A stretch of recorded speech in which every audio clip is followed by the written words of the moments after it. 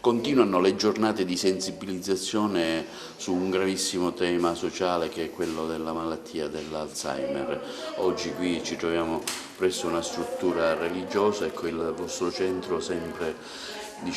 presente in tanti luoghi. Sì, oggi siamo nella chiesa dei Mormoni, di fronte all'ingresso del Penny Market. Siamo stati ospitati gentilmente da questa comunità proprio per darci la possibilità di un'ulteriore giornata di sensibilizzazione sulle problematiche che sempre ci stanno a cuore, che sono quelle della malattia di Alzheimer, ma soprattutto del modo come questa malattia deve essere affrontata. Il cambio che vogliamo dare è proprio questo, deve essere un cambio culturale. La malattia di Alzheimer, pur essendo una malattia devastante, distruttiva, eccetera, è una malattia che comunque va vissuta, così come tante altre malattie terribili, e quindi l'aspetto che oggi vorremmo mettere in rilievo è proprio questo. Noi ci dobbiamo attrezzare, chiunque è colpito da queste problematiche, per fare rete con le altre famiglie, con le associazioni, con i servizi che ci sono sul territorio, i servizi delle istituzioni comunali, dell'ASP e quant'altro, con i medici di base, con le categorie, perché praticamente in questo modo insieme si può fare tanto per poter dare una vita migliore a queste persone, per poter supportare le famiglie, i caregiver, che sono la parte più colpita assieme al malato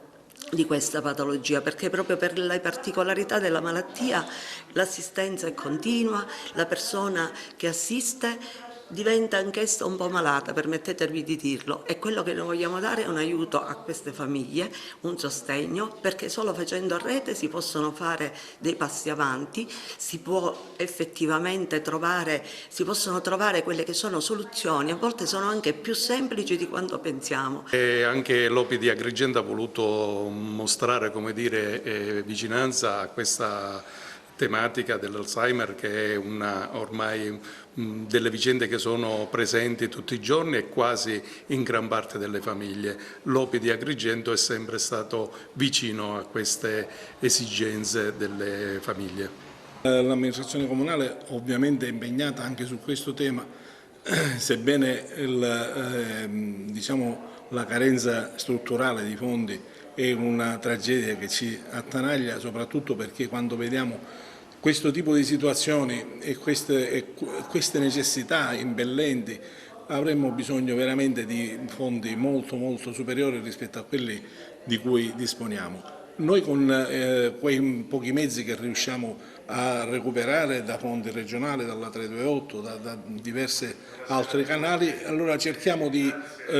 avere un rapporto privilegiato con queste persone, fornendo loro l'assistenza soprattutto di tipo sociale, cioè la possibilità di fare assistenza domiciliare, la possibilità di fare un'assistenza di tipo sociale proprio all'interno dei nuclei familiari, per venire incontro alle molteplici esigenze delle famiglie. Iniziative come queste quanto sono importanti anche per una questione di prevenzione e informare anche la vostra utenza? Sono molto importanti per noi, è molto importante per conoscere la nostra sede che noi mettiamo a disposizione per iniziative di questo genere e anche di quant'altro, come presentazione di libri per l'amministrazione comunale o per altre amministrazioni.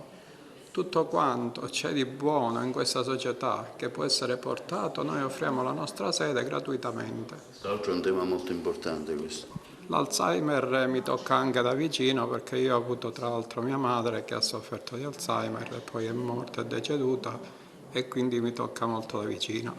Oggi non vuole essere un convegno, non vi sono le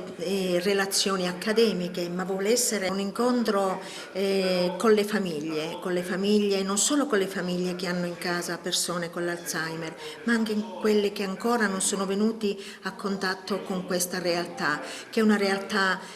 è devastante, una realtà che mette in crisi la famiglia spesso. Quindi oggi è una giornata indirizzata a loro, dove daremo degli spunti di riflessione affinché riescano a comprendere come devono gestire all'interno della loro famiglia le persone care con questa patologia. Quindi una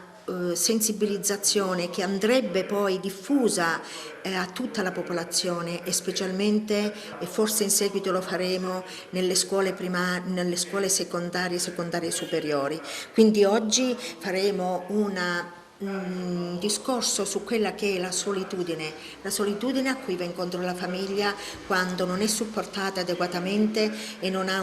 né una rete familiare né una rete socio-sanitaria che possa soddisfare i loro bisogni. Quindi oggi l'obiettivo principale è questo, non parleremo della patologia, non parleremo della ricerca che appunto è, ma proprio cercheremo di entrare nel loro mondo e dare quegli spunti affinché loro tirino fuori quella resilienza che serve per affrontare le difficoltà con atteggiamento costruttivo senza per questo ledere la propria dignità, nel rispetto della dignità della persona cara affetta da Alzheimer.